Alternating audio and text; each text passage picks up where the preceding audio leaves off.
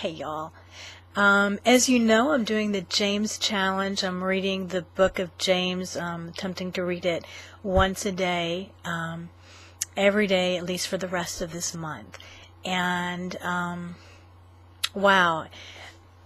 Apparently, a lot of people don't like the book of James or want to disregard the book of James because it has a lot to do with works and not faith alone, but that faith produces these works. And so I wanted to point out there's a huge parallel between James' teachings and Jesus' teachings. I've found about 14 just tonight, 14 parallels between James' teaching and the Sermon on the Mount. I found about 30-ish to 35 right in there parallels of James and the teaching of Christ, beyond the Beatitudes. So I wanted to share some of those with you because I thought it was really cool. And I'm just going to share a few, so I don't want to keep you a long time, but I will put the verses, I guess they're down here now. I'm still not used to the new YouTube format. Okay, so in James, he says, "Brethren, count it all joy when you fall into various temptations." And Jesus said, "Blessed are you when men shall revile you, persecute you, and say all manner of evil against you falsely for my sake. Rejoice." Right? Count it all joy. Rejoice. "And be exceedingly glad, for great is your reward in heaven. For so persecuted they the prophets who were before you." James says, "Let patience have her perfect work, that you may be perfect and entire, lacking in nothing." Jesus said, "Be you therefore perfect, even as your Father who is in heaven is perfect."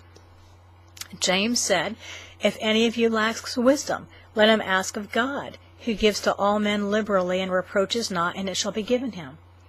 Jesus said, "Ask, and it shall be given you. Seek, and you shall find. Knock, and it shall be opened to you."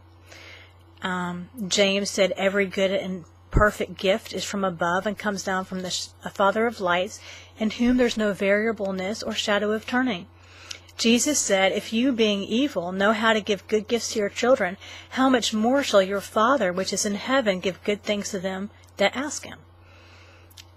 James said, "Hearken, my beloved brethren, has God not chosen the poor of this world, rich in faith, and heirs of the kingdom, which he has promised to them that love them?"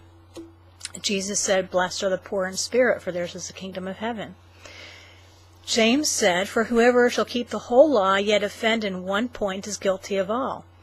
Jesus said, "Whoever shall break one of the least of these commandments, and shall teach men to do so, he shall be called least in the kingdom of heaven. But whoever shall do and teach them, the same shall be called great in the kingdom of heaven." And I'll give you one more just for today.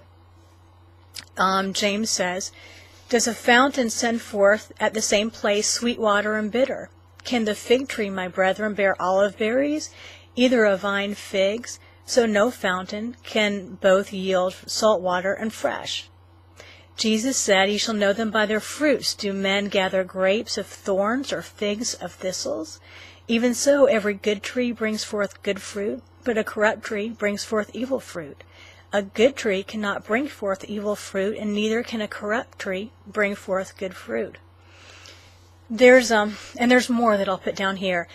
And all the references tonight from Jesus are from Matthew chapter 5 through Matthew chapter 7. And there's huge. There's also, I'm finding huge parallels between James and 1 John. And I think 1 John is going to be my 1 John challenge after I get done with the book of James. So anyway, I thought this was really cool. I wanted to share it with you, and have a great evening or a great day, depending where you are and what time you're watching. And remember to savor your Savior.